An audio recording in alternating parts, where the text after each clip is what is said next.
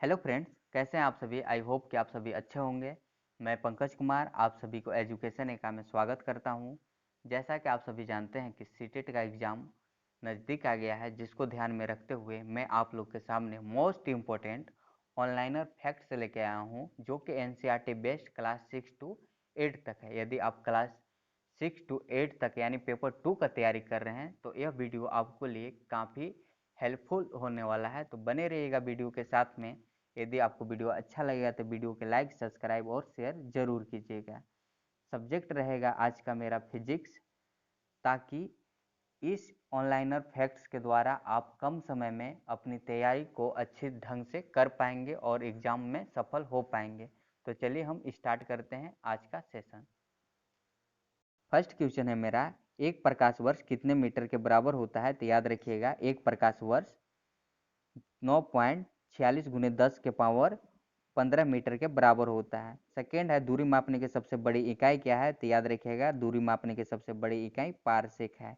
बढ़ते हैं question number third की ओर। थर्ड बोल रहा है एक पारसेक होता है, तो एक पारसेक बराबर होता है 3.26 प्रकाश वर्ष। तो यह आप याद रखिएगा, एक पारसेक बराबर होता है 3.26 प्रकाश वर्ष। फोर्थ है, बल का एसआई मात्रक क्या है। तो बल का एसआई मात्रक न्यूटन होता है। बढ़ते हैं क्वेश्चन नंबर 5। क्वेश्चन नंबर 5 बोल रहा है एक न्यूटन कितने के बराबर होता है। तो एक न्यूटन जो है 10 के पावर 5 डाइन के बराबर होता है। 6 है, कार्य का एसआई मात्रक क्या होता है। तो कार्य का एसआई मात्रक जूल होता है। क्वेश्चन नंबर 7 की यदि बात करें तो क्वेश्चन नंबर 7 बोल रहा है एक जूल कितने के बराबर होता है। तो याद रखिएगा, एक जूल जो है वह 10 की पावर 7 अर्घ के बराबर होता है। बढ़ते हैं क्वेश्चन नंबर 8 की ओर।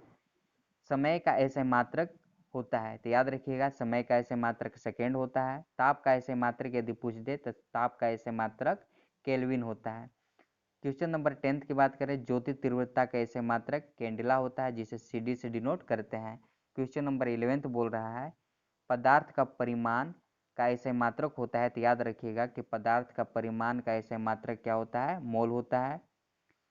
क्वेश्चन नंबर 12 है विद्युत धारा का ऐसे मात्रक एम्पियर होता है। आवृत्ति का ऐसे मात्रक हर्ट्ज होता है। ठीक, बढ़ते हैं क्वेश्चन नंबर 14 की ओर यानी 14 नंबर। वैसे भौतिक राशि जिसमें केवल परिमाण होता है, दिशा नहीं होता, उसे क्या कहते हैं।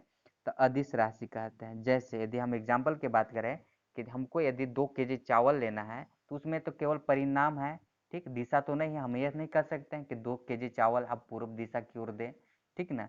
तो जिसमें केवल परिणाम हो उसे क्या कहते हैं, अदिश राशि कहते हैं, जबकि उसमें क्या हो कि दिशा नहीं होना चाहिए। इसी प्रकार सदिश राशि की यदि बात करें कि वैसी भौतिक राशि जिसमें परिणाम के साथ साथ दिशा भी हो, उसे क्या कहते हैं, सदिश राशि कहते हैं। ठीक, बढ़ते हैं नेक्स्ट। यहाँ पे देखिए आप, सदिश और अदिश, द्रव्यमान, चाल, दूरी, आयतन, कार्य, समय, ऊर्जा, विद्युत धारा, ताप, दाब, ये सब क्या है, अदिश राशि है। ठीक, जबकि सदिश राशि की यदि हम बात करें तो सदिश राशि मेरा वेग हो गया, विस्थापन हो गया, बल हो गया, त्वरण हो गया, ये सब किसका उदाहरण है, सदिश राशि का उदाहरण है। आई होप कि आप इसको अच्छी तरह से याद कर लीजिएगा। द्रव्यमान, चाल, दूरी, आयतन, कार्य, समय, ऊर्जा, विद्युत धारा, ताप, दाब, ये अदिश राशि के श्रेणी में आते हैं। जबकि वेग, विस्थापन, बल, त्वरण यह किसका उदाहरण है, सदिश राशि के उदाहरण है। आई होप कि आप समझ गए होंगे। बढ़ते हैं क्वेश्चन नंबर 18 की ओर। चाल का ऐसे मात्रक क्या होता है। तो याद रखिएगा कि चाल का ऐसे मात्रक मीटर पर सेकेंड होता है। त्वरण का ऐसे यदि ऐसे मात्रक पूछते तो त्वरण का होता है मीटर पर सेकेंड स्क्वायर। क्वेश्चन नंबर 20 की बात करें, भौतिकी का पिता किसे कहा जाता है। तो याद रखिएगा कि न्यूटन को कहते हैं भौतिकी का पिता। क्वेश्चन नंबर 21 बोल रहा है न्यूटन ने अपनी किस पुस्तक में सबसे पहले गति के नियम को प्रतिपादित किया। तो याद रखिएगा, प्रिंसिपिया नाम का बुक था, उसी में न्यूटन ने क्या किया कि अपने गति के नियम को सबसे पहले प्रतिपादित किया।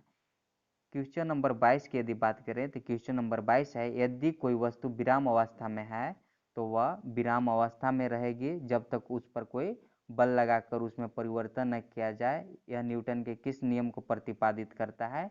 तो यह प्रथम नियम को प्रतिपादित करता है। यानी यदि कोई वस्तु विराम अवस्था में है तो वह विरामी अवस्था में रहना चाहता है। यदि उस पर यदि हम कोई बाहरी से बल लगाते हैं तो वह न्यूटन का प्रथम नियम का प्रतिपादित करने लगेगा। क्वेश्चन नंबर 23 बोल रहा है कि प्रथम नियम को और किस नाम से जाना जाता है? तो प्रथम नियम को गैलीलियो का नियम या तो जड़त्व का नियम के नाम से भी जानते हैं। क्वेश्चन नंबर 24 बोल रहा है, ठहरी हुई मोटर या रेलगाड़ी के अचानक चलने पर उसमें बैठे यात्री पीछे की ओर क्या करते हैं कि झुक जाते हैं। यह न्यूटन के किस गति को प्रदर्शित करता है? तो प्रथम नियम, जिसे हम जड़त्व का नियम भी कहते हैं। तो याद रखिएगा कि ठहरी हुई मोटरसाइकिल या तो रेलगाड़ी अचानक चलने पर उसमें बैठे यात्री क्या करते हैं कि पीछे की ओर झुक जाते हैं। तो यह कौन से नियम पर प्रतिपादित करता है? तो याद रखिएगा कि न्यूटन का प्रथम नियम, जिसे हम जड़त्व का नियम भी कहते हैं। क्वेश्चन नंबर 25 बोल रहा है, प्रत्येक क्रिया के बराबर एक विपरीत प्रतिक्रिया होती है। यह न्यूटन के किस नियम को प्रदर्शित करता है? तो याद रखिएगा तीसरा नियम को, यानी तृतीय नियम को। क्वेश्चन नंबर 26, बंदूक से गोली चलाने पर चलाने वाले को पीछे की ओर धक्का लगना, यह न्यूटन के किस नियम को प्रदर्शित करता है? तो यह तीसरा नियम को प्रदर्शित करता है। क्वेश्चन नंबर 27 बोल रहा है, ऊर्जा का ऐसे मात्रक क्या होता है? तो याद रखिएगा ऊर्जा का ऐसे मात्रक जूल होता है। यदि बात करें 28 का, बांध बनाकर इकट्ठा किए गए पानी की ऊर्जा तथा घड़ी की चाबी से संचित ऊर्जा, यह दोनों किस ऊर्जा को उदाहरण है? तो याद रखिएगा स्थितिज ऊर्जा का उदाहरण है। बांध बनाकर इकट्ठा की गई पानी की ऊर्जा, घड़ी की चाबी में संचित ऊर्जा, यह दोनों जो है यह स्थितिज ऊर्जा का उदाहरण है। क्वेश्चन नंबर 29, कौन यांत्रिक ऊर्जा को विद्युत ऊर्जा में परिवर्तित करता है? तो डायनोमो जो है यह क्या करता है कि यांत्रिक ऊर्जा को विद्युत ऊर्जा में कन्वर्ट करता है। बढ़ते हैं क्वेश्चन नंबर 30 की ओर, रासायनिक ऊर्जा को प्रकाश ऊर्जा में कौन परिवर्तित करता है? तो मोमबत्ती एक रासायनिक ऊर्जा है। मोमबत्ती को यदि जलाएंगे तो यह प्रकाश ऊर्जा या तो उष्मा ऊर्जा, यानी या तो हमको हीट देगी या तो प्रकाश देगी, ठीक ना। तो एक मोमबत्ती जो है वो क्या करती है, रासायनिक ऊर्जा को प्रकाश ऊर्जा में या तो उष्मा ऊर्जा में कन्वर्ट करती है। इसी प्रकार ध्वनि ऊर्जा को विद्युत ऊर्जा में कौन परिवर्तित करता है? तो माइक्रोफोन जो है वो क्या करता है कि ध्वनि ऊर्जा को, यदि हम यहाँ पे बोल रहे हैं तो यहाँ से जो इनपुट हो रहा है, यानी जो मोबाइल में जा रहा है, तो वह क्या करेगा कि विद्युत ऊर्जा में परिवर्तित कर रहा है, यानी ध्वनि को क्या कर रहा है कि विद्युत ऊर्जा में कन्वर्ट कर रहा है। इसी प्रकार यदि क्वेश्चन नंबर 32 देखेंगे, तो विद्युत ऊर्जा को ध्वनि ऊर्जा में परिवर्तित कौन करता है? तो लाउड स्पीकर क्या करता है कि विद्युत ऊर्जा, यानी जो विद्युत है, विद्युत से क्या, जो आप मोबाइल लिए हैं, जो मेरा आवाज़ सुन रहे हैं, वो क्या है कि मोबाइल के थ्रू यदि आप आवाज़ सुन रहे हैं, यानी ध्वनि ऊर्जा, यानी विद्युत ऊर्जा से आपको ध्वनि ऊर्जा प्राप्त हो रही है, तो क्या होता है, लाउड स्पीकर का काम होता है।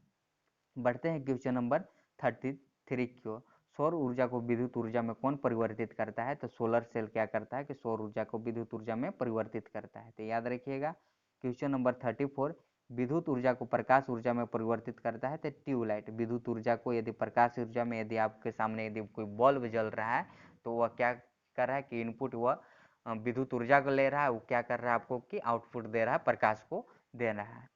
बढ़ते हैं क्वेश्चन नंबर 35 की ओर। 35 बोल रहा है, विद्युत ऊर्जा को यांत्रिक ऊर्जा में परिवर्तित कौन करता है? तो विद्युत मोटर जो है विद्युत ऊर्जा को यांत्रिक ऊर्जा में परिवर्तित करता है। इसी प्रकार रासायनिक ऊर्जा को विद्युत ऊर्जा में कौन परिवर्तित करता है? तो विद्युत सेल क्या करता है कि रासायनिक ऊर्जा को विद्युत ऊर्जा में परिवर्तित करता है। बढ़ते हैं क्वेश्चन नंबर 37 की ओर, यांत्रिक ऊर्जा को ध्वनि ऊर्जा में कौन परिवर्तित करता है? तो यांत्रिक ऊर्जा को ध्वनि ऊर्जा में सितार परिवर्तित करता है। तो यह सब फैक्ट आप याद रखिएगा। बढ़ते हैं क्वेश्चन नंबर 38, शक्ति का एसआई मात्रक होता है। तो वाट या तो अश्व शक्ति जो है वह शक्ति का एसआई मात्रक होता है। क्वेश्चन नंबर 39 नंबर बोल रहा है, गुरुत्वाकर्षण बल को किसने प्रतिपादित किया? तो आप सभी जानते हैं कि गुरुत्वाकर्षण बल को न्यूटन ने प्रतिपादित किया। लिफ्ट ऊपर की ओर जाती है तो लिफ्ट में पिंड के भार जो है वो क्या होता है कि बढ़ जाता है। यदि लिफ्ट नीचे की ओर जाता है तो लिफ्ट का जो पिंड का भार हो वो क्या होता है कि घटा हुआ महसूस होता है। ठीक, तो यह आप याद रखिएगा। क्वेश्चन नंबर 41, जिस उपग्रह का परिक्रमण काल पृथ्वी के परिक्रमण काल के बराबर होता है उस वह कौन सा उपग्रह, यानी उसे कौन सा उपग्रह बोलते हैं? तो याद रखिएगा भू अस्थायी उपग्रह, जिसे हम बोलते हैं जियो स्टेशनरी सैटेलाइट। ठीक, बढ़ते हैं क्वेश्चन नंबर 42 बोल रहा है, भूतुल्यकालिक कक्षा में संचार उपग्रह स्थापित करने की संभावना को सबसे पहले किसने व्यक्त किया था? तो याद रखिएगा आर्थर सी क्लॉक। तो याद रखिएगा क्या, आर्थर सी क्लॉक। ठीक, बढ़ते हैं क्वेश्चन नंबर 43। दाब एक अदिश राशि है, दाब का ऐसे मात्रक क्या होता है? तो दाब का ऐसे मात्रक पास्कल होता है। वायुमंडलीय दाब का ऐसे मात्रक यदि आपसे पूछते तो बार होता है, इसमें कन्फ्यूज मत होइएगा। दाब का ऐसे मात्रक यदि पूछ दे तो पास्कल मारिएगा, यदि वायुमंडलीय दाब का ऐसे मात्रक पूछ दे तो उसमें बार होगा। ठीक, क्वेश्चन नंबर 45, एक बार कितने के बराबर होते हैं? तो याद रखिएगा कि 10 के पावर 5 न्यूटन पर मीटर स्क्वायर, 10 के पावर 5 न्यूटन मीटर स्क्वायर। ठीक, क्वेश्चन नंबर 46 बोल रहा है पृथ्वी की सतह से ऊपर जाने पर वायुमंडलीय दाब क्या होता है? कि घट जाता है, यानी कम हो जाता है। क्वेश्चन नंबर 47 की बात कर रहे हैं, ऊंचे पर्वत पर खाना बनाने में कठिनाई होती है तो किस कारण होती है? क्योंकि वहाँ पे वायुमंडल के जो वायुमंडलीय दाब होता है वह क्या होता है कि कम हो जाता है, जिस कारण वहाँ पे खाना अच्छी तरह से नहीं पक पाती है। बढ़ते हैं क्वेश्चन नंबर 48 क्वेश्चन है मेरा, वायुमंडलीय दाब को किस यंत्र से मापा जाता है? तो याद रखिएगा कि वायुमंडलीय दाब को बैरोमीटर से मापा जाता है। 49 है, मौसमी संबंधी पूर्वानुमान किस यंत्र की सहायता से पता लगाया जाता है? तो बैरोमीटर से पता लगाया जाता है। इसी प्रकार बैरोमीटर से एक और क्वेश्चन है, बैरोमीटर का पाठ्यांक जब धीरे धीरे नीचे गिरता है तो वह किस चीज़ की संभावना देती है? तो वर्षा होने की संभावना देती है। तो आज के लिए इतना ही। यदि आपको यह सेशन अच्छा लगा होगा तो वीडियो को लाइक, सब्सक्राइब और शेयर ज़रूर कर दीजिएगा, और कमेंट सेक्शन में ज़रा हमको बताइए यदि आप ऐसा चाहते हैं कि सीटेट का एग्ज़ाम अब बहुत नज़दीक आ गया है, यदि हम चाहें कि आपको ऑनलाइनर प्रोवाइड करें तो आप कमेंट सेक्शन में ज़रूर लिख के बताइएगा कि आप ऐसी इसी प्रकार का ऑनलाइनर आप हमें देते रहें ताकि कम समय में अच्छी तैयारी हो जाए। तो मिलते हैं अब नेक्स्ट वीडियो में। आज के लिए इतना ही। जय हिंद, जय भारत।